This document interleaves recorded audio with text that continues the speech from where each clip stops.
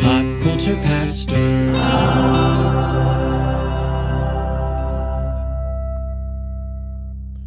All right, Cody.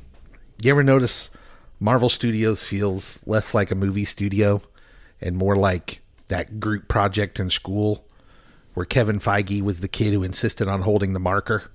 Oh, I thought you were going to say where James Gunn does everything and everyone else takes the credit. Oh, my goodness. Yeah! It never ends, does it? Although, as long as Marvel is kind of struggling still and the DCU starts gaining steam, I suppose we're going to have to listen to this. But name it and claim it.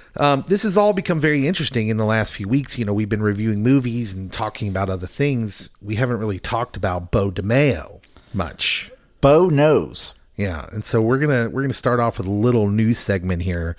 But first, I should tell you, this is Pop Culture Pastor. My name's Dave. Cody's here. I am. And we are also joined by Geek of the Round Table and, more importantly, Cody's better half, Leah. Leah, welcome. Thank you. Leah is here because she has expertise for our main topic of our episode that I do not have. In fact, Cody does too. You guys are going to carry this episode, but we'll get there. Well, it's nothing new for me. Hey, what? Yeah, All right, Beau DeMayo. We should explain who Beau DeMayo is for people listening who don't know. Beau DeMayo was the showrunner of X-Men 97, the cartoon, the animated show that was on Disney Plus that came out, a year and a half ago? Yes, not to be confused with Bo Jackson, No. world famous athlete. Although this Beau knows as well. He thinks he knows. He does. He was let go shortly before the premiere of that show. Right before. And there's lots of conflicting things, which we're not going to get into. I'll just tell you there's conflicting reasoning for a lot of that, obviously based on who's saying what. And there's a lawsuit that is pending. So usually you don't get a lot of information while that lawsuit is pending, because I think Beau is suing Marvel Studios or Disney Plus or Disney or whoever you sue when you're suing the company. Everyone and their mom. I'm assuming for wrongful termination. But anyways, he was a showrunner. Well, he's been super vocal on X. And Cody and I have been following. He's been sending tweets back and forth to each other. Even at Nebraska Comic-Con. Yeah. And so Beau DeMayo, first of all, Beau DeMayo's an interesting cat, man. He's really kind of outspoken, exuberant. He's just out there. He doesn't. You get the feeling he's not a dude who leaves a lot unspoken. Yes. So I'll just start by reading this first tweet because he responds to a lot of things. So MCU Film News tweeted this back on August 13th. Dr. Doom sees the multiverse incursions as a serious threat and plans to stop them using Franklin Richards. So these are all these sites that do these kind of scoops or whatever by mentioning these small little details about the movies coming up. And so everybody's trying to figure out, but why does Dr. Doom look like RDJ? Blah, blah, blah, whatever. But they tweet this simple little thing that came out after the Fantastic Four movie. So we know who Franklin Richards is. And that Dr. Doom sees Franklin Richards as a powerful being that he can use, that checks out comic book Yes. wise. Beau responded to that and said, if true, and I have heard similar, the move is telling. They failed to make us care about any of the post-Endgame heroes. Their stories and arcs are muddled and basically come across as celebrity cosplay.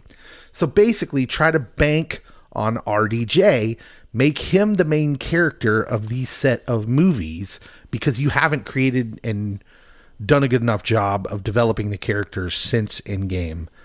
And he basically calls them out by saying these are writing moves based on optics and not trying to tell a good story. It's a cash grab. Yeah, so he's publicly shared that working at Marvel sometimes felt like trying to write with one hand tied behind your back. He says executives often overruled writer stories idea. Cody, how are you seeing this? And do you believe his claims? Do you think this explains why some of the MCU stories feel safe or kind of formulaic lately? I will say Thor Spider-Man and Loki, I would disagree with. Well, Yeah. but everyone else and their mom, you betcha. He's spot on. I really am not invested into 3/5 of the Fantastic Four. Yeah. Yeah, like I actually agree with you specifically on Thor. I know we argue a lot about Thor Love and Thunder, but let's be real clear. I don't dislike that movie in the same way I dislike the Marvels. Yes. They let Taika cook. And Dave has highlighted that what they did with the villain doesn't match up with the comic books. Right. And so there is some creative liberties that were taken. But you cared about Thor. Absolutely. Yeah. And Marvels, I mean, that's just a watered down, very watered down. I just thought it was not a very good story and movie. Keep that in the back of your head because we'll get there. Leah, do you have any thoughts and opinions so far on the Marvel stuff? She's like shaking her head no. Just wake me up when we get to Taylor Swift, right? That's right.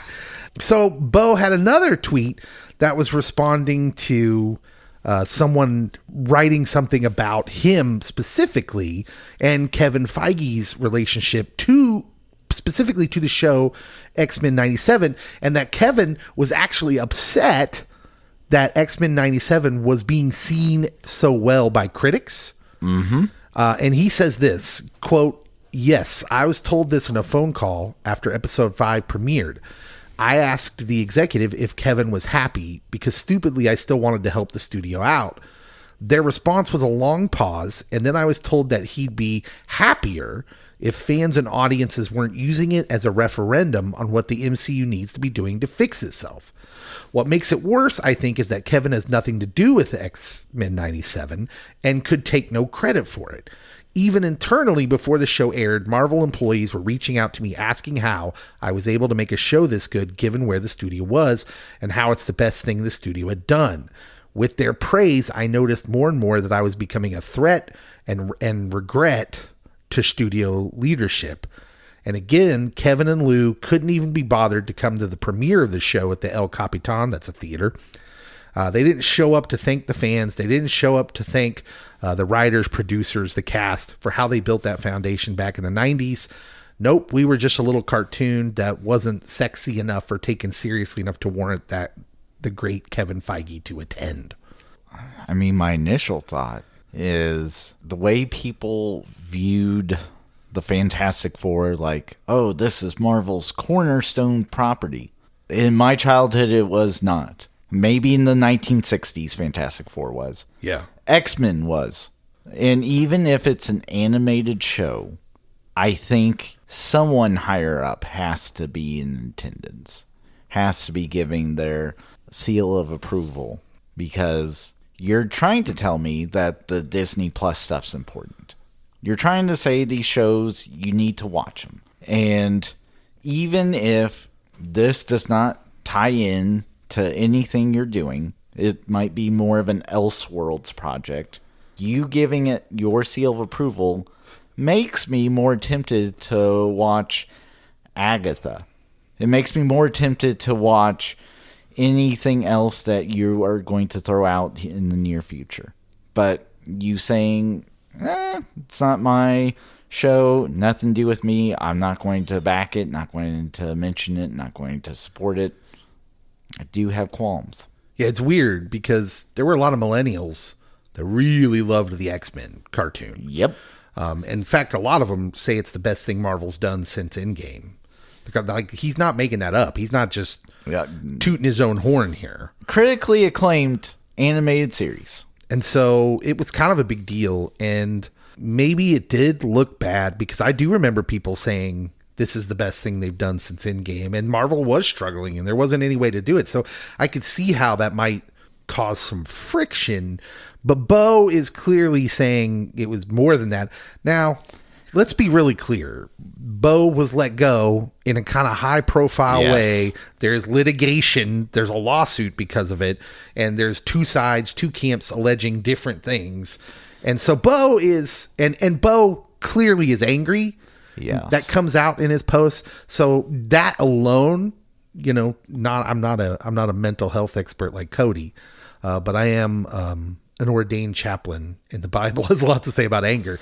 It makes you an unreliable narrator in a lot of ways. Not that he's not giving you bits of truth, but that when we're angry, it becomes exaggerated. Yes. It becomes how we felt it happened instead of how it happened. I do think, though, that at least with my friend Bo, a broken clock can be right twice. Well, that's right. Absolutely. And that's why we're talking about this, because I thought it was interesting stuff. One of the ongoing things that I know Marvel has absolutely talked about, and they specifically said this with Secret Invasion, which blows my mind, was that they wouldn't let the people involved, they told them not to read the comic books. That's stupid. Yeah. So Bo talks about this. He says, remember how the Secret Invasion creators bragged about not reading the comics? Well, this is how Marvel does it.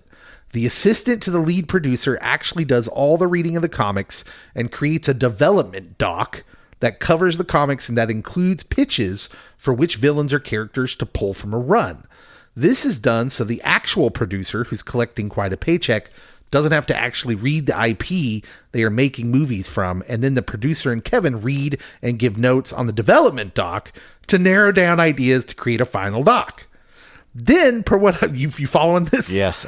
Then, per what we've heard and I've seen, the writers are told not to read the comics, but instead to read and develop a pitching using the development doc that outlines the parameters of the story they can tell.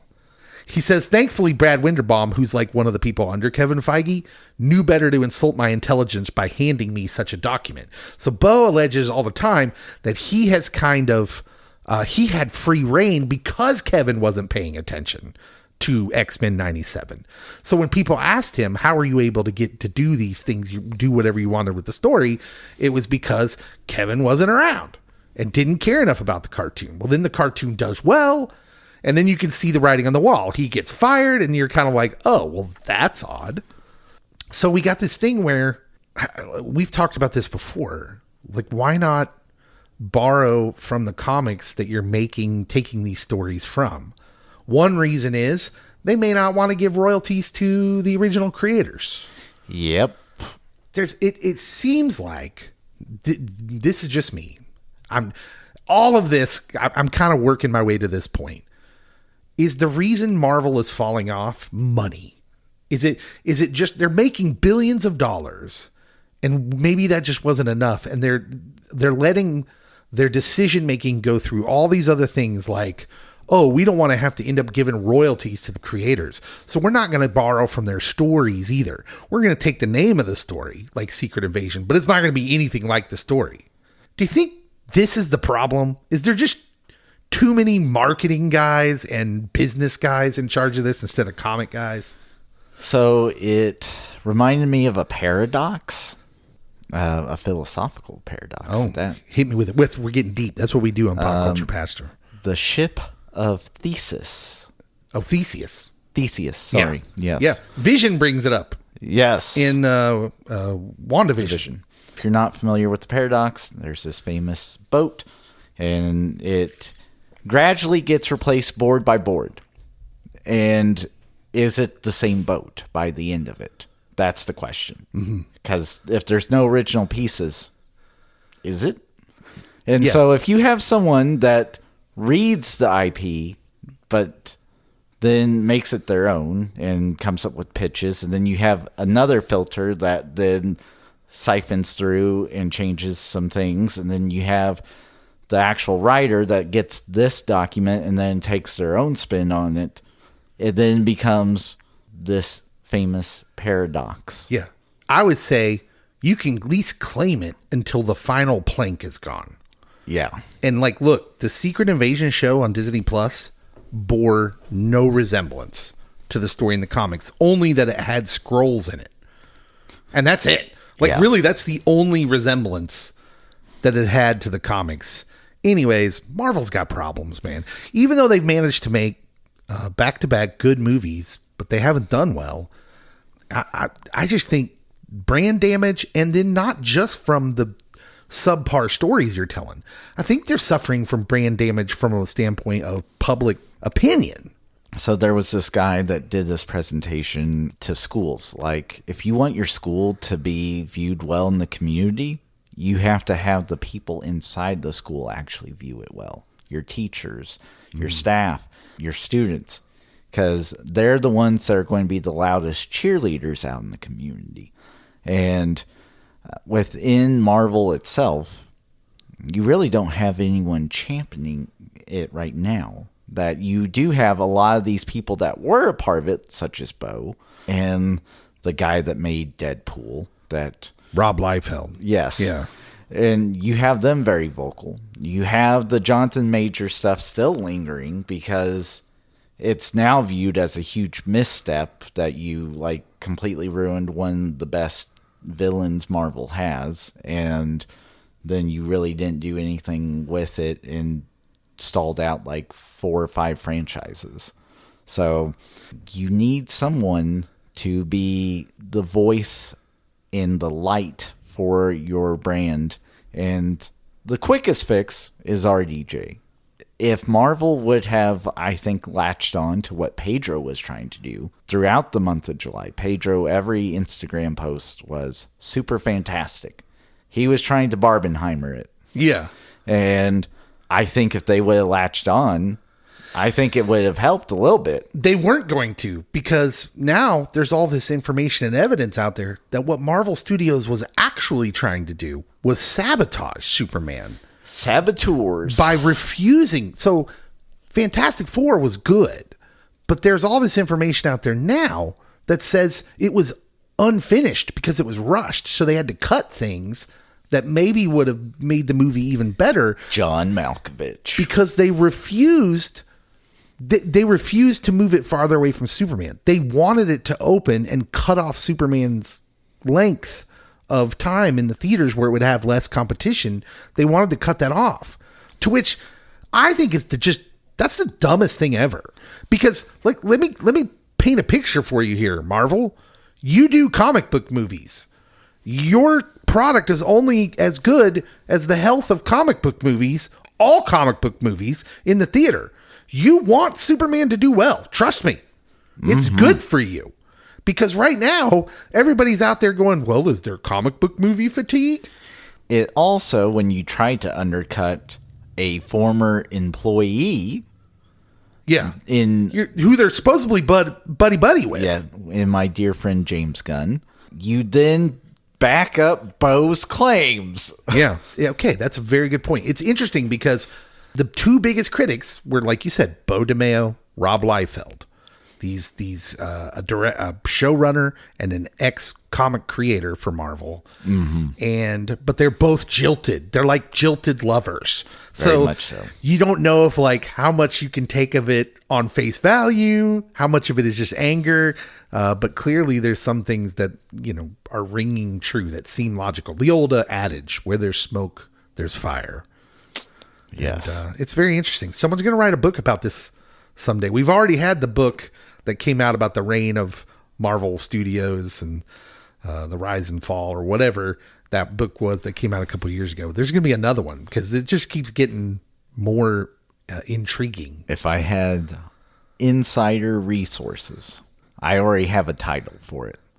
And you don't want to give it away? I'll give it away. Okay. It is called Marvel, the Dumpster Fire Years. That needs work. We're going to workshop it. We'll tool with it. All right. We're going to play the movie game. Husband and wife. The movie game coming up next. 2 people enter, 1 goes home crying. Probably boy. me. It's going to be sad. I got a surprise for you. We'll be right back.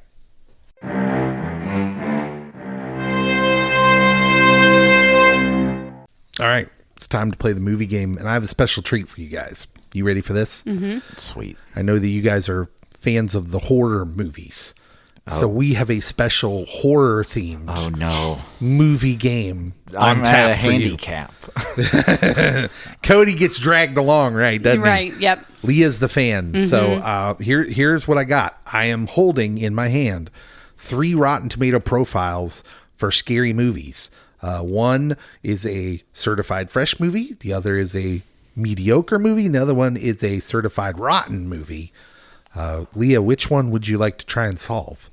We can go with the certified fresh. Okay, she's going with the fresh. Let me grab my movie game rules. Level 1, you get the critic score in the year it came out. 83% on Rotten Tomatoes for a 2007 movie. Oh. Okay. Nope, that's not it. I need another clue. Honestly, I thought you might be the one person who could like give a good guess on that because you're such a big fan of the scary movies. So, Cody, dude, that's not Pirates of the Caribbean 2. I know. It's the first time I haven't guessed it. It is not correct either. Level 2, you get the second billed actor, Micah Sloat. Micah Sloat. Well, that's not Keira Knightley. So, someone I've never heard of. 83% 2007 movie. She's shaking her head no. Will we be moving on? Yeah, it's... Okay. Level 3 audience score. This surprised me. 57%. So a steep drop Yeah. in the audience score for this 2007 movie. We're going to... This deserves a discussion after, because I'm not sure... this is weird to me, because I would have assumed audiences dug this. Cody holding up another answer. That's not scary.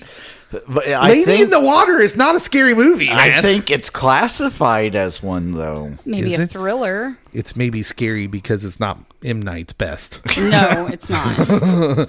Level 4. Okay, you get the first billed actor here for this 83% movie from 2007. Katie Featherston is the top billed actress. So we'll think, okay, so think about it. You got two unknowns here for a movie that was an 83%. It's a big enough movie that it gets, in this game. It's definitely a movie you will have heard of. 2007, 57% audience score. Not Wolf Creek. It is not Wolf Creek. Okay, now you get the blurb. This one is hard, but I'm pretty sure you'll get it after I read you the blurb. A couple moves into a house in the suburbs, but they soon find that it's haunted and use a video camera to capture evidence. Oh, Paranormal Activity? It is Paranormal Activity. So, yeah, like I would have thought the audience score would have been higher because that was like the first viral movie that I really remembered. Like it got all the buzz. Yeah. Everyone's like Steven Spielberg loved this movie. Oh my goodness, we gotta watch this. Yeah, why would the audience score not be higher? I remembered audiences like going nuts for that. I remember the same thing. They made sequels because the audiences loved Several it. sequels. Yeah, that's wild, but that's what it says. Give me mediocre. Mediocre. I'm feeling better All about right. my odds. We'll save that one just in case we need a tiebreaker. This mediocre movie is a 66% rated. So it's not rotten. It's not fresh. Somewhere in the middle. It's in the middle for this 2010 movie, scary movie. Okay, 2010. Fright Night. It is not Fright Night. We move on. That was a good guess. Second billed actress in this case, Rose Byrne. Oh. Rose Byrne, who I have heard of, unlike the two that Leah got. 2010. The Conjuring. It is not The Conjuring. I'm assuming that's a good guess, but I really don't know. I don't know either. Leah's going to win this because I can't get it. The audience score is 62%, so only a difference of 4%. They figured the critics had this one about right. Okay, let's see. 2010. I gotta go back. I was in college. Rose Byrne. Evil Dead. It is not The Evil Dead. So we go to the top billed actor, level 4. He must get this to beat Leah. Patrick Wilson. Oh. Patrick Wilson, Rose Byrne, 2010, 66%. Oh, Insidious. It is Insidious. Cody wins. I was really hoping we were going to get And to that the was in tiebreaker. 2010? I would have guessed it was slightly older than that. Yeah, because I thought we went to see it together in the theater. No, I watched it with you at our house. I've never seen it. Should I? 66% says no. It does have one of the creepier scenes in cinematic history, thanks in part to Tiny Tim. Tiptoe Through the Tulips is Yeah. probably one of the scariest songs ever written. I will stand. That's a hill I'm willing to die on. Okay. Let's do the tiebreaker one just real quick, fast style, just Okay. for funsies. Ed Wood. Level 1, 29%. So certified rotten. Came out in 1997. Oh. Level 2, second build actor Sam Neill. Oh, it's that space one. 60, Oh, Event 61. Horizon? It is Event Horizon. Yeah. I thought it would be better rated than that. I love that movie. 61% audience score. Okay. Yeah. So people, generally regarded as a sci-fi horror. Yes. I was going to say that one's actually really great. I enjoy it. I thought it was pretty good. I did watch that one. It was kind of scary. Yeah, I agree. Although I would have had Sam Neill as the lead actor because he was my hero. Larry Fishburne says Yeah. otherwise. Well, Exactly. he can eat fish. No, he burns them. All right. When we come back, it is time for a Legends episode on Taylor Swift. That's right. We're talking all about Taylor Swift coming up.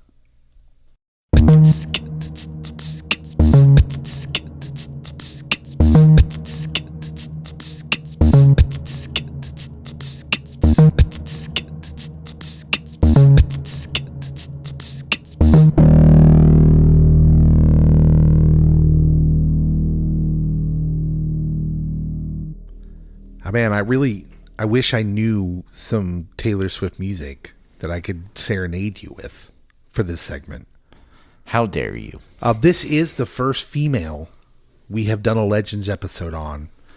And I think it's pretty fitting. Legends episodes are where we step back, we talk about the people who've become kind of bigger than their creations. Movies, roles, songs. And today's legend, Taylor Swift, you probably heard of her. Unless if you haven't, welcome back to civilization. Taylor is a pop star, maybe the pop star. Eat your heart out. We're going to talk about that because that's a specific thing I would like to get to the bottom to with two fans. Cody is here, our resident Swiftie. Yeah. And so is his wife Leah, which means who's clearly a fan of the music. And which means I'll mostly be playing the role of what I have come up with, cultural anthropologist. Oh, I like that. Yeah. I like Yeah. that. That sounds fancy. Sounds important, It right? does. While Cody and Leah speak fluent Taylor. So this is Pop Culture Pastor Legends, a Legends episode on Taylor Swift. For all the Swifties. Guys, why don't you start off with Leah, start off with your Taylor Swift resume here. Like, how long have you been listening? When did you fall in love? I'm going to paint a story for you here. perfect. I'm going to get very detailed.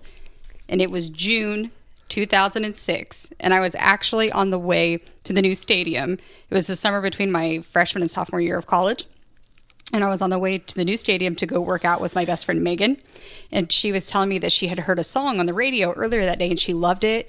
And she thought it was by Tim McGraw, but she wasn't 100% sure. But it was a lady singing it. So she was really confused. So we pull up to the stadium and it comes on and she's like, this is it. And that's when I fell in love with her music. I thought it was phenomenal. That's her first hit, right? That was her first song. Tim McGraw. Mhm. That was the day it came out on the radio. Now, clarify this for me. She starts off country? Yes. Okay. Very much country. Very much All right. country. Cody, what's your Taylor Swift resume here? So I had heard Tim McGraw, didn't like it that much. Loved Teardrops on My Guitar and Picture to Burn. So both songs from that first debut album. And so been a Swiftie ever since.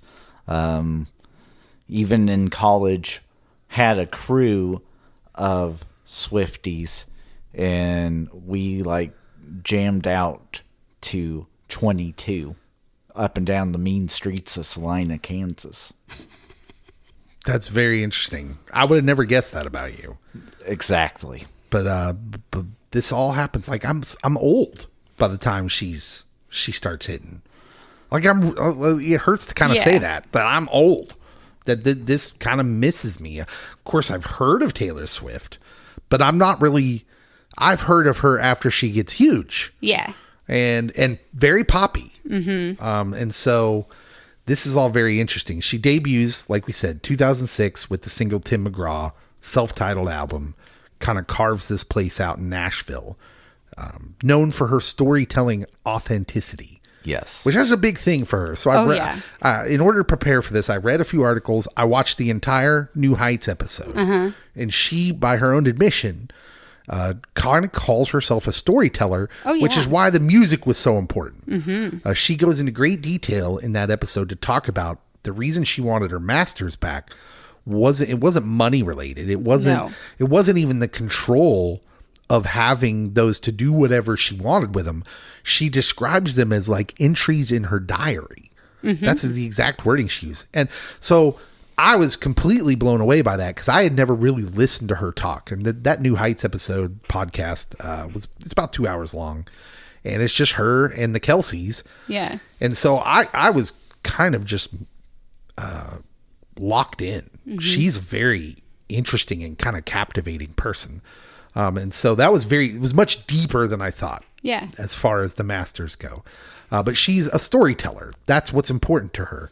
So Eat your heart out, James Taylor. she has a pop transition, and I assume these are album names. Fearless, Speak Now, Red. Yep. Kind of marks her evolution both thematically and sonically. And then 1989, it says here, is a full pop reinvention. Yes. In 2014. A bold pivot. It was. Tell me why. Because even on those previous albums you mentioned, that it definitely had more poppy feel. She still had a country twang. There were still songs that were very much country. And this, like, just completely became pure modern pop. There's no country elements. There is different themes that are being played out on 1989, and it's more, I would say, adult. Like, where her other albums, she might have been coming of age. Now she's age, as I will say. And I think that also because it becomes more serious. Before this, she was someone that got made fun of. They made the memes with the screaming goat, the videos and stuff. And like, I'm amazed she survived that. And yet when 1989 comes out, everyone's like, oh, no, she's for real in this genre and can do it just as well, if not better, than the top of the top. So you guys were on board from the beginning, though, like not through the memes. How does that? Does she have the army of Swifties when the memes come out? Yeah, I mean, I think her support is far bigger than any artist I think I've ever seen. That's just from my perspective. I know people will totally disagree with me, and that is fine. But I think there's level of Swifties. Like, there's older Swifties like Cody and I that are like, we're fans. We love her music. We love her art. We love her storytelling. But we aren't going to get on the internet and dox somebody for speaking badly of Taylor Swift. Yeah. But there's the ones that take it to the extreme. So if you speak ill of her, they're coming for you. They are coming for you. And I think that's a little toxic. And she thinks that. She has called her fans out over and over again, reel that back in. It hurts me, but we're past it. We good. aren't the Beehive. There's a sheer power to the Swifties, though. Yes. That she openly talks about. In fact, she credits them for her being able to get her masters back. So the whole re-recording of her music, and then the Swifties, through no directive of Taylor Swift. It's not like Taylor Swift, took to her social media one day and said, by the way, listen to only my re-recordings. Don't listen to the old ones. They just did that on their own. Yeah. And because they did that, it made it possible over time for her to just grow and grow and grow. And it's part of this whole reinvention thing, which is astounding. Thank you, Kelly Clarkson, by the way. Yeah, Kelly Clarkson has a lot to do with that. Yeah. Is this the most powerful group of fans ever, though? Like, let's compare it to something in pop culture. Look at Star Wars fandom. Star Wars fandom, nobody would have questioned the size and power of that in, 1998. Oh, yeah. As people are camping outside the movie theater. But as they come out with more content, they fracture. What is it that Taylor Swift does that allows, because like, look, I'm sure there are fans who would say, this song wasn't my favorite, but I really like this one, which is totally torn apart Star Wars fandom. Yes. And yet her fandom is super united and super strong. So I think part of it has to do with that she does engage with fans, and she leaves like Easter eggs throughout her music videos, her images that people are like, well, we're intrigued, we are invested, we want to know, or we got this, we understand this. And it now has become multiple generations. So you have people that are around Taylor Swift's age that grew up with her as she was growing up and becoming her own, but now you have their kids, and with this constant reinventing and continuous standard of excellence, which I think Star Wars, we can argue, has had some hits and some misses. I think that helps as well. Yeah, it might not be totally a great even up comparison, because Star Wars doesn't always bring the thunder, which sounds like Taylor does, that her quality is pretty good. I thought we would talk a little bit, just kind of overview her early life here. She grew up on a Christmas tree farm. Who amongst us didn't? I didn't. I didn't either. That sounds like a Hallmark movie. It does. Pretty much is. It sounds fun. A Christmas tree farm in West Reading, Pennsylvania. She's born on December 13th, 1989. When were you born? April 5th, 1989. Okay, so you're slightly older. I am. To Scott and Andrea, he was a stockbroker. She was a former marketing executive. Scott and Andrea Swift. She grew up as the older sister to Austin. Her grandmother, Marjorie Finley, was a former opera singer. Yep. Who fostered Taylor's early musical curiosity. She sang the national anthem somewhere at age 11 for some sporting event. She began writing songs and playing guitar at 12 with help from a local musician. And the family relocated to Nashville when she was 14 to support her budding career.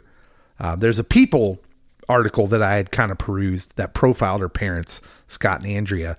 And it kind of highlighted how they supported her ambitions from day one.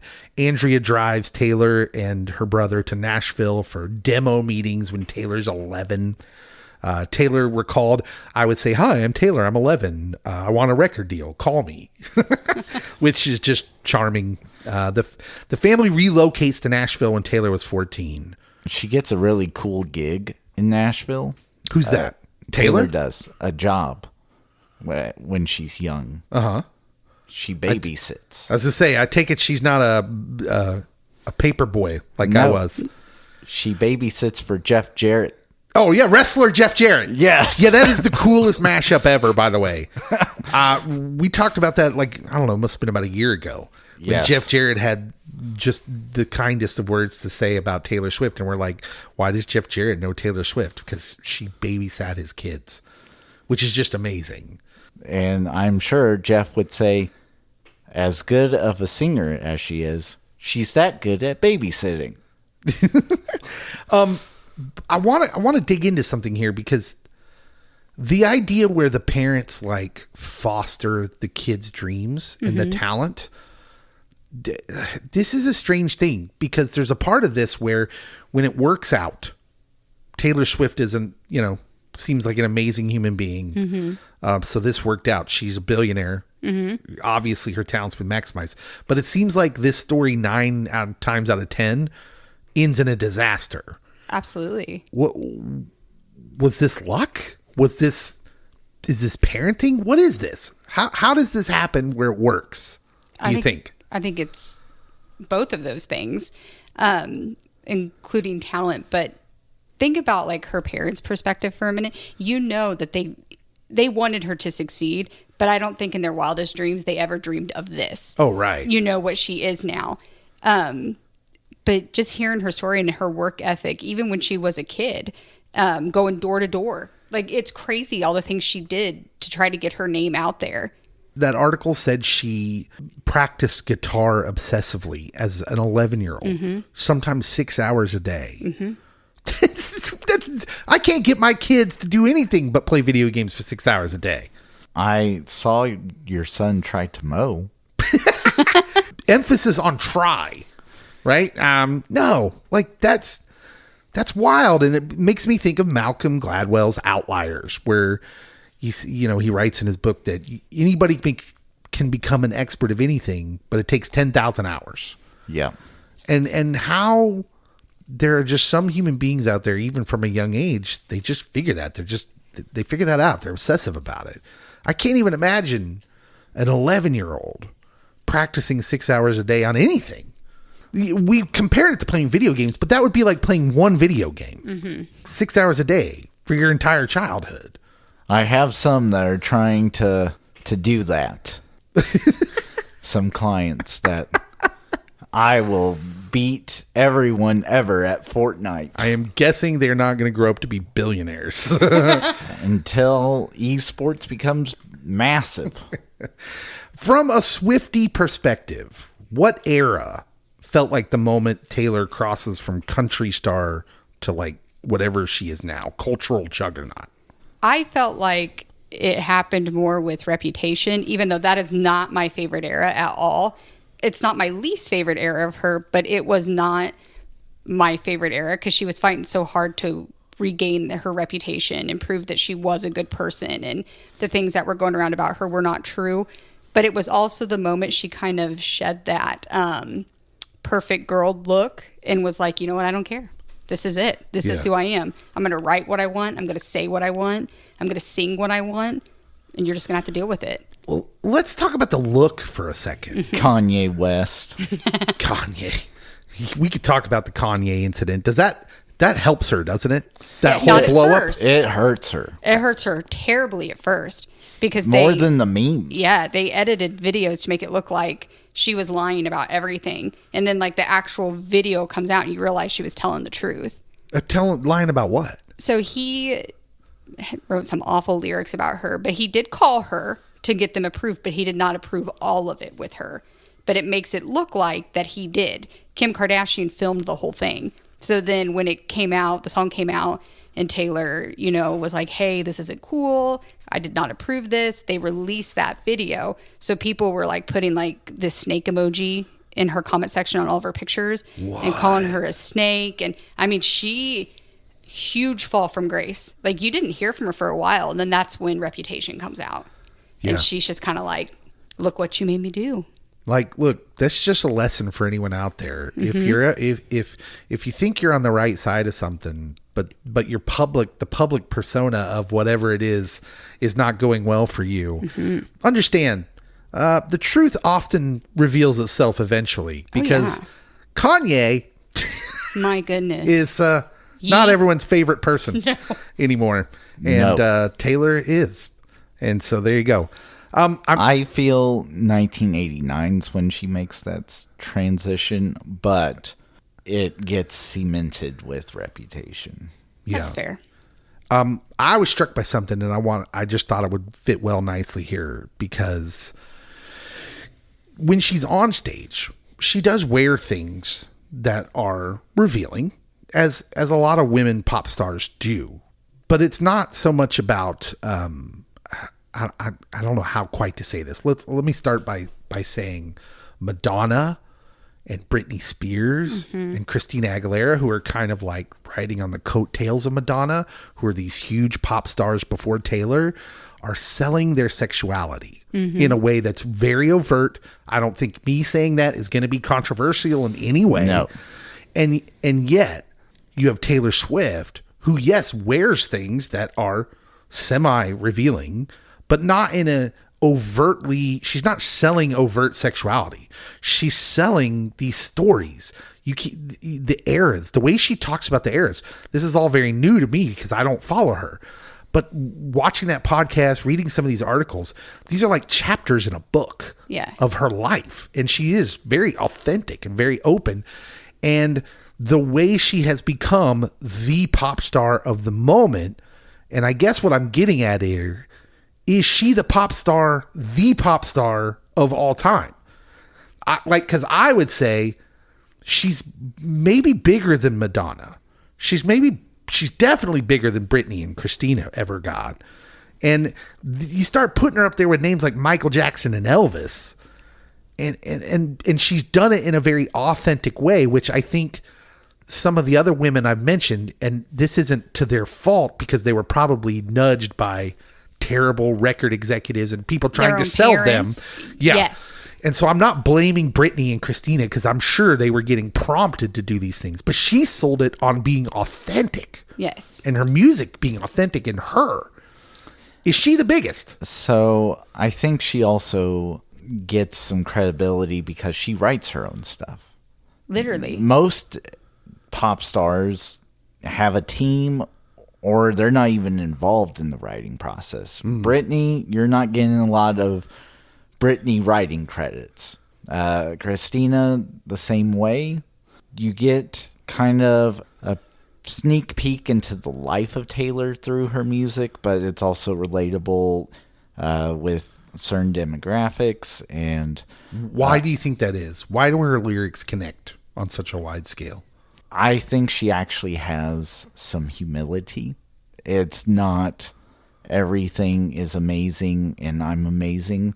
Even when she wins awards now, she still does the I'm shocked I'm winning this award face. And it's totally, you get the feeling it's totally sincere. Yes. Yes. Even though like everyone's like, you shouldn't be shocked. You're the biggest pop singer in the world with the highest grossing tour ever.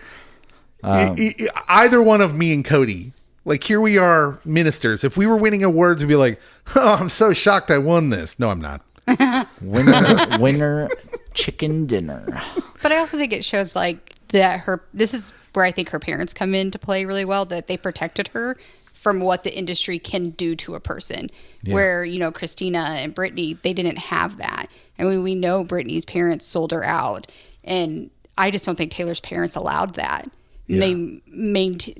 They wanted her to maintain that level of being humble and kind and empathetic. And they didn't, like you said, sexualize things for her. I think her being a woman is the most interesting part of this in that way. Like, because of what I've already talked about, because of what the music industry has pushed the other women to be. Yes. Even Beyonce to some extent. Oh, yeah. Yeah. Oh, for sure. Like, Taylor's different. This is different. Like, she's not popular because of the same reasons. And it's not to say, again, Christina Aguilera can sing. Oh, yeah. I mean, there's no denying the talent. But clearly, when you saw the photos and the concerts, what she was selling wasn't her music. Yeah, like there was just a difference about it. And so it's just interesting. Taylor has reinvented herself so many times. Yes. That's not abnormal in the music industry. Bands reinvent themselves all the time. What's abnormal is when these bands and other acts reinvent themselves, it usually doesn't go well. Because you have all their legion of fans who liked the way they did things before.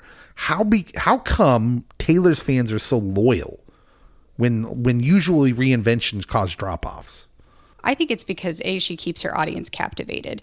And it doesn't necessarily mean in a concert. It just means that every album she drops, they want it. They're ready for it. Speak Now is a good example of that. She wrote that entire album. I'm not talking just lyrics. She wrote that music. She sat down and came up with the chords for guitars. That's amazing. That she was young. How many artists do that? Not very many.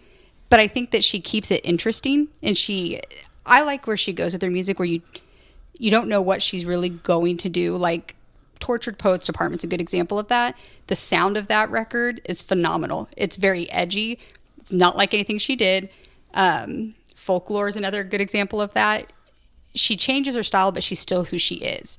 Like, and one of the best storytellers. If you can relate her lyrics to your life, she's doing her job. Doesn't matter what she wrote it for. If you can find those lyrics to be relatable to your life, then she's a phenomenal storyteller.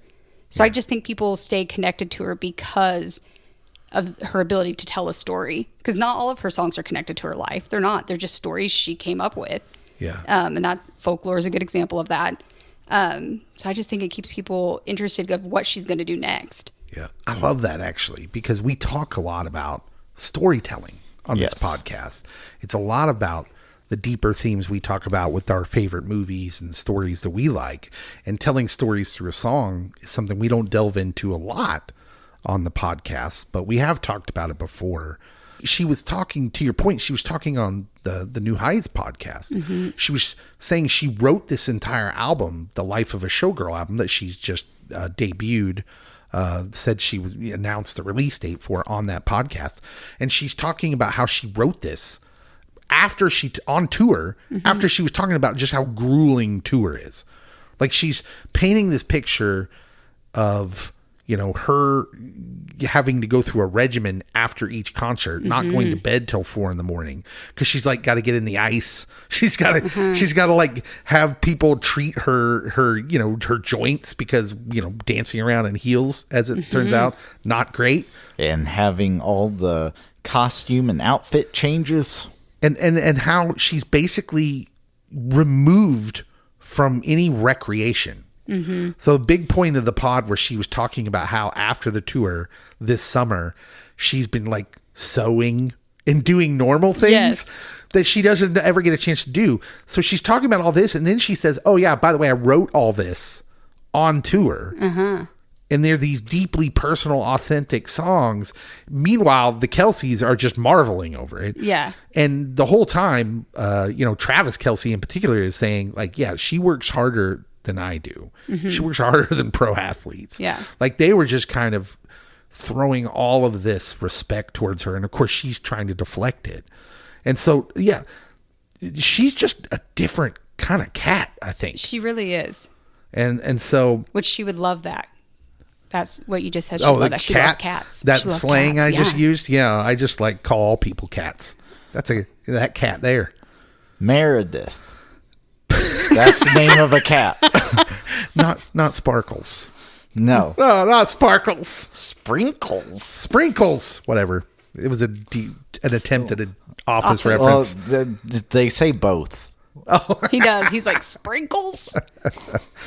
Her impact can't really be argued with.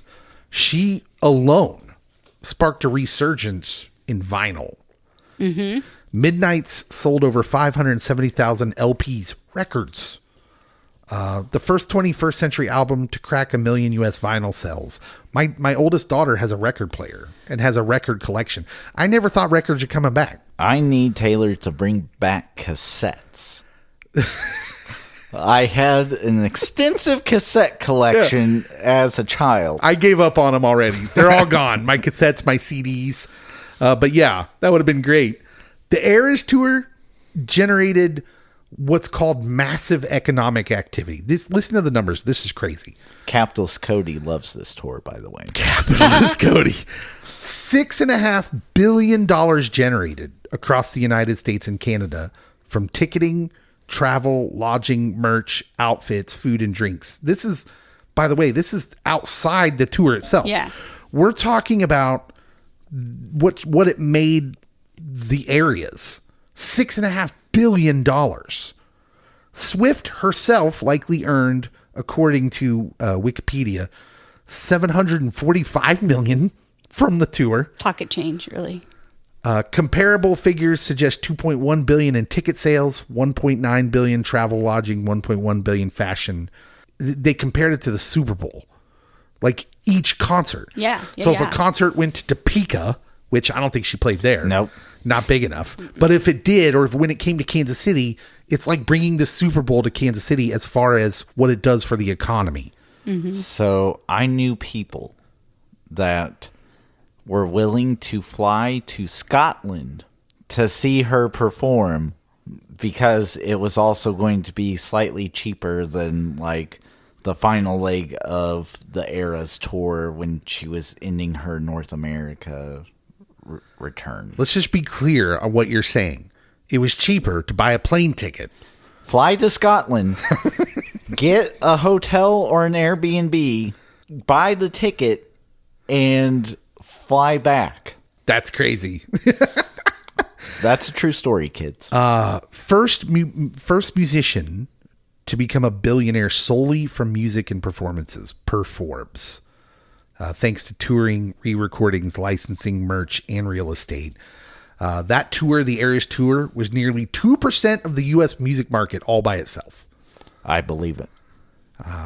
This is just crazy. Do you think Taylor is more important as a musician or as a business innovator? Like, when this is all said and done, will it be the changes she brings about to the record industry? Because what she's done with the re-recordings and going so hard after her masters has changed the way negotiations happen for young artists now. Yes. What will be more important, the legacy of her music or the legacy for the business innovation?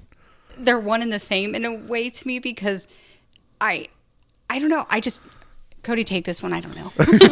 So, like, it's okay if there's not an answer. I think it will be music at the end of the day, but it will be a multi-level thing just because what she's done for the industry is astronomical. And what she's done for female artists, not necessarily having to sell their own image, but you can sell your music and have the music be the primary focus. But then also the content of her music and how that will impact generations of listeners, like the Beatles, for people growing up after they ended. So yeah, I think the longevity of this too is, like you just said, the Beatles, but they were a short as a group. Yeah, they flame out pretty quick. Yes, and it's only the solo stuff afterwards that kind of continues their legacy, as it were. But even then, like, we're just talking about mostly Paul McCartney. John Lennon gets murdered. Yeah. George starts the traveling Wilburys. How dare you? Okay, yeah. Obviously, we need to make room for the Wilburys there. But I also think it comes down to her music and lyrics as well, because you hear stories all the time, like on social media, about people like, oh, I was in a dark place in this time, and, you know, this album really pulled me out, and these lyrics changed me. I'm better now. So I just think that her music in general has had a very positive impact, especially on young people. Yeah. They find a way to relate to her music, because you couldn't pay me to be a teenager now. Life is hard. It's different. There's social media. There's camera phones. That didn't exist when I was a teenager. And so to hear that her words matter to them and she makes them feel something and feel better, I would be more proud of that than anything else. Knowing that just for that small moment, 3 minutes, my words helped you. That would change me as a person. And I think it has for her. Well, look, I mean, we're in ministry. Like, we die for that one person, for something we said to turn them into a direction that makes them approach life differently. Like, that's the whole goal and object of what we do, is to help someone in that way. Sure. And here's someone who's done this and kind of built it from scratch to be this person, all because she's authentic.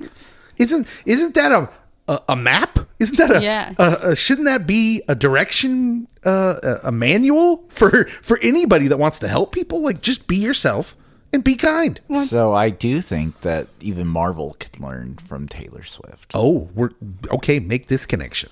Well, so I told you that the Easter eggs thing is a huge thing amongst the Swifties.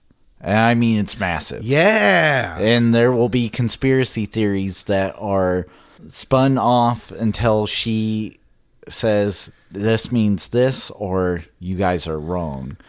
And I think that Marvel also doesn't need to always connect all the dots of how this is going to feed into the next thing. Let people talk about, let people fantasize about what could be coming, instead of tell me the Red Hulk is in the movie 2 months before the movie comes out, or telling me that Franklin is what Galactus wants. Don't tell me.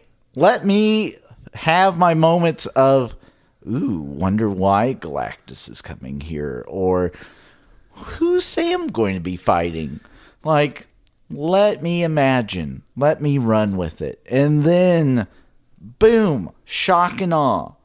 Yeah, she's mastered the art of the Easter egg. She really has. Because, so she gets invited to do a commencement speech. And I'm reading about this. She also talks about it in the New Heights pod. But she gets invited to do a commencement speech. By all accounts, it's a great speech. Graduation speech. And oh, by the way, it's literally, she says it's almost all Easter eggs, lyrical Easter eggs that she's dropped in. So she's done two things. She's given an incredible commencement speech, which I have done a commencement speech. It's not that hard. It's not that easy. It's hard. Dave was going to say it's not that hard for us. No, it's hard to deliver that. Like, there's a lot of pressure on that. And then, but she's also comprised it almost completely of lyrical Easter eggs. Yeah. Who does that? Her mind works on multiple levels, and I love it. We talked about the Kanye thing. Let's get into the controversies and the memes. So the Kanye moment at the VMAs is more than a meme. It symbolized in a lot of ways the media's kind of obsession with women in pop as objects of interruption or dismissal. In fact, I remember watching that live. And even though I didn't know really who Taylor was, I was kind of disgusted by it. I was like, oh, come on, man. Well, you could see it on her face. She was absolutely devastated. And what do you do? Where do you go from there? Now, I will say, Kanye is almost an equal opportunity hater. Because he did the same thing to Beck at the Grammys. But he didn't go up all the way. But he got up, got to the stairs, and turned around. He stopped himself.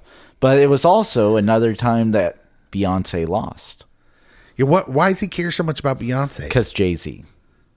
What is that? Yeah, but hasn't he turned on Jay-Z? He has now, but I think his obsession is Beyonce.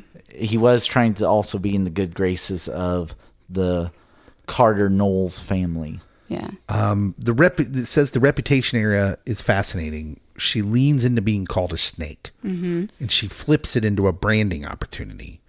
And how did she do that? Do you guys, are you aware of that? Oh, she yeah. She had a huge snake on the Reputation tour, like on stage with her. And she wore rings with snakes on them. Her music videos became dark and edgy, and she, like, even her lyrics were talking about how she is willing to play your games and turn them around. And so, yeah. Few artists thrive on backlash, public backlash like that. Which is that the one, or is there another one that did she own in a certain way that actually makes her bigger? Or is that the one? Is there another one? Oh, I would say that's the big controversy or backlash that she gets, that she then turns it on itself and is like, well, thank you for the free publicity. Yeah, were you going to say I was just going to say, become what they call you. I mean, she took what they meant to be negative and hurtful, and she utilized it, and it came out in her favor big time with the snake. And well, observers declare her arguably the center of the cultural universe, with cultural gravitas rivaling historical figures. They say, like in 100 years, she'll be as big as, like, I don't know who's big 100 years ago for us, FDR. Well, honestly, with our society and their love of celebrity, if she decided to run for public office, I think she would win. I agree. That's wild.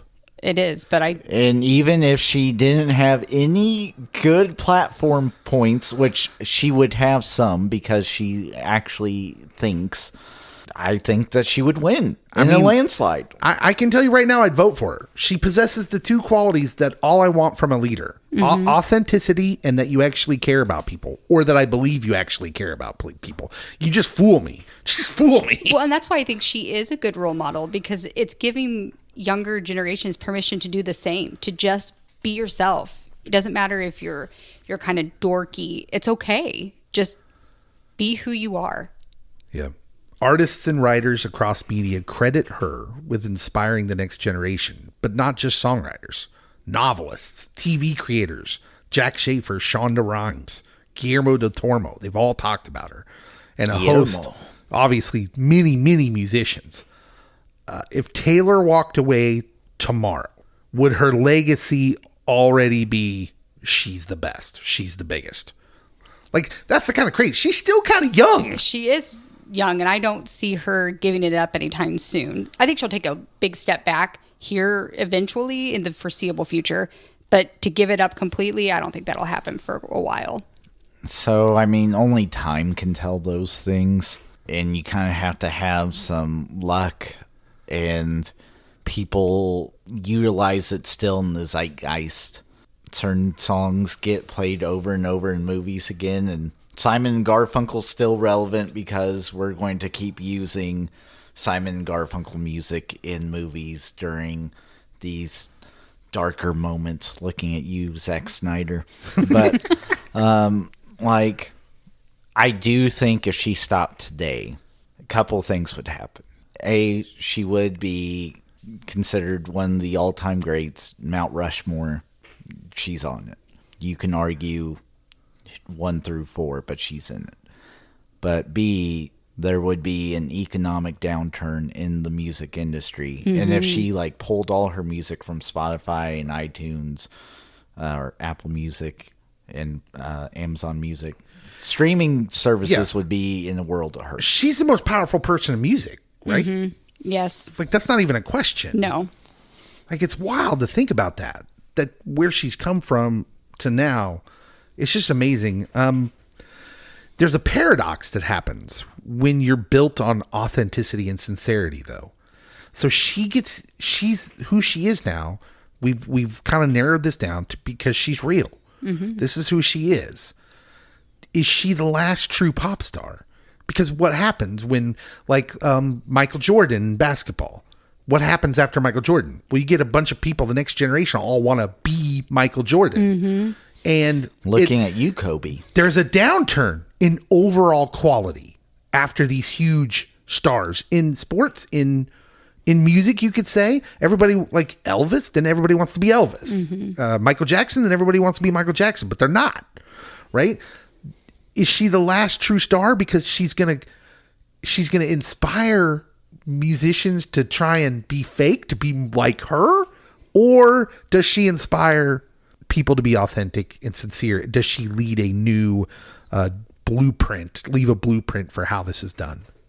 I think she definitely leaves a blueprint, but my hope is that these other artists are going to come out and be exactly who they are. And I'm hoping that she set that trend for them, because like Gracie Abrams is a really good example of that. She's phenomenal on the guitar and she's a phenomenal lyricist. JJ's daughter. Yeah, JJ's okay. daughter. Wow. She's very good. Sabrina Carpenter. I don't know if I said Sabrina Carpenter. They're a little bit different in their style, but I mean, they're both pop. But I think that these are two young artists that looked up to her and have been open about that. That, you know, they followed her career, they idolized her, she inspired them. So I think you will see more artists like that. But I also think that you'll see artists being exactly what the industry wants them to be. Yeah. I just don't think we'll ever fully get away from that. Or you'll stop seeing artists and it will all be AI. That's scary. That was dark, man. That was dark. Okay, I will now allow you any closing, not arguments, but any closing statement you want to make about your love of Taylor Swift and why she's a legend. Can we do 2 quick lists? Yeah, what do you got? Okay, so how about just quickly running through top 10 songs and top 5 albums? Yeah, hit me. You guys got that? So I'll go first since Leah will have to look over hers because I have worded it slightly different. You have top 10 songs and top 5 albums. Yes. Okay. All right. And Leah has something similar. So number 1 on songs, Safe and Sound from the Hunger Games soundtrack. Honestly, best part of the whole stinking movie. 2, Evermore. 3, Out of the Woods. 4, Cruel Summer. 5, My Boy Only Breaks His Favorite Toys. That's from the Tortured Poets Department. The 1, number 6, number 7, Blank Space, number 8, You Belong With Me, number 9, August, number 10, Shake It Off. I was going to say, where's Shake It Off? It's catchy, like the flu, but it ain't like a lyrical masterpiece. It's fun. I like fun. And then top 5 albums, 1989, number 2, The Tortured Poets Department, 3, Folklore, 4, Midnights, 5, Evermore. Okay. I Leah? Hit me guess with your if list. we're going to go with her best songs. Yes. I'm going to go with All Too Well 10-minute version. If you've never listened to it, just go home and listen to it. It's a masterpiece. Okay. It is phenomenal. It has some nice young and coming actors It in does. the music video. Exile, Tim McGraw is going to always stay on my top list. It just is. Marjorie, which was written after her grandmother, is another one you need to go listen to because her grandma, they use a clip of her grandma singing in it. Oh, my goodness. It will bring you to tears. And it will bring you to tears if you watch the Eras Tour documentary on Disney+. Because they play her grandma singing during that song on the tour. I also am going to go with Dancing with Her Hands Tied, but a very specific recording of that, which would be the Reputation Tour in Paris, acoustic version. There we go. We knew what you meant. Yeah. And then probably Maroon and Mastermind are my favorite songs. If I have to go my top 5 albums, number 1 is going to be Evermore. It is a perfect album. There is no flaw in that album. If people who don't listen to Taylor Swift, if you don't want to start with her original work, that's totally fine. Start with Evermore. You'll become a fan. I promise you. Then Tortured Poets Department, Folklore, Midnights, and then Red. Okay. I'll take your guys' word for it. We did match on 3 of the albums We did. in location. Which is awesome. Yeah, I will say over the last couple of years, I went from knowing nothing about Taylor Swift, only knowing that she existed. But because in the last year and a half or 2, she started dating Travis Kelce, who's the Kansas City Chief, which was my introduction to her. I'm just like, okay, this is a real person because now she's on my TV screen. And I, as I've put on this podcast, have delighted in it like many other Chiefs fans and Swifties alike.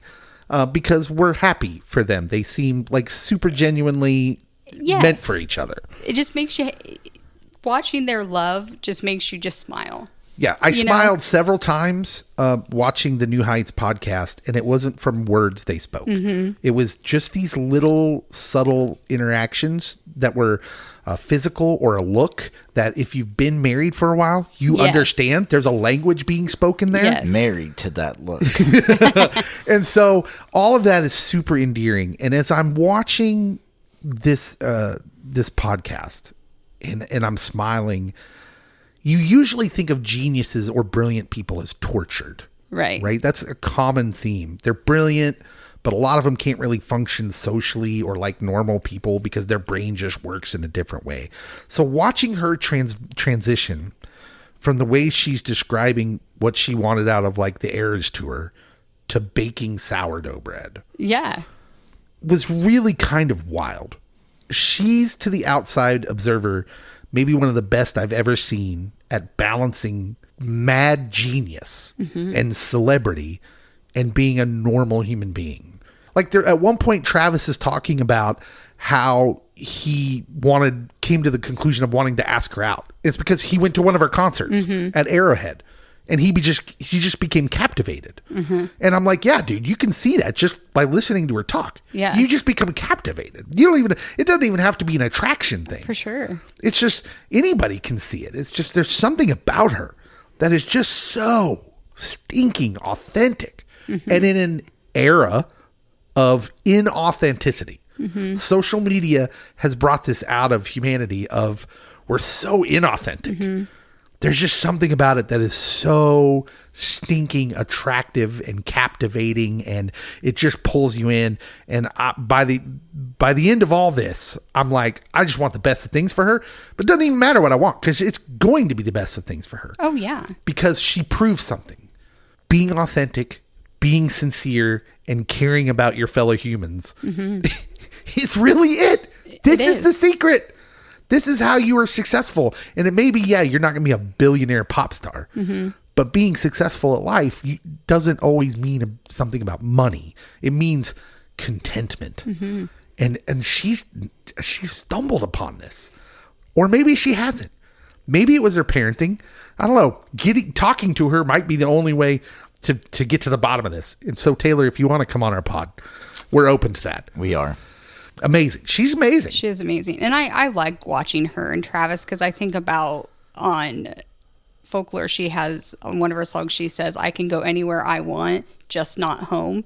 And, you know, home isn't necessarily a place, it's people. And I think she found her way home. Yeah. It's good stuff. And she's not just a music star. In case some of you were like, oh my goodness, guys, how did she become a legend if she just does music? Just like my friend Weird Al. She's also been in movies. Yeah. Do you have a list? Oh, I do. We'll go back to Hannah Montana, the movie. Valentine's Day, when we were all about those comedies that dealt with holidays. Honestly, that's probably my intro to her. I remember seeing that. The Lorax. Oh, she was I a actually voice didn't know for it. this one. I did not know that. The Giver. I knew that one. She was in a movie that I'm going to mention, and my wife will stare at me angrily because we did not watch it. Because you refused to take me to the theater? Cats. Although the song she wrote for the movie, She wrote with Andrew Lloyd Webber. Who can say that? Wow. That's and amazing. It's a really good song, It is. whether the movie is good or not. We're going to find out because you're watching it this weekend. Amsterdam is the other movie that she did not too long ago with Christian Bale and John David Washington. Yeah, I wanted to also see that. Margot Robbie. Yeah, I wanted to see that one. It looked interesting. All right. Taylor Swift, deserving of being our first female legend. Mm-hmm. And yeah, what do you guys think, dear listeners? Are you Swifties? Should Dave get a Taylor Swift tattoo? Should I get a... What, should I? Get him a bedazzled Swiftie shirt. I'm telling you, if she and Travis get married and the Chiefs win another Super Bowl or two, maybe I do. Maybe I just get me a Taylor celebrating in Chiefs gear tattoo, just for the fun of it. The story of her yelling or running down her hallway screaming, "We drafted Xavier Worthy." I am here for the Kelce family / Swift mythology around the Chiefs. I do have the Jason Kelce shirtless Funko of when he came out of the press box in Buffalo. So yeah, I'm here for all that. I'm a fan. What do you guys think of legend Taylor Swift? Let us know on the social media posts for this pod. And do us a favor. Follow us. Subscribe. Review us. And hey, probably doesn't hurt to share this, tag Taylor with this episode. You never Please. know. You never know what could happen. That's right. We'll see you next time.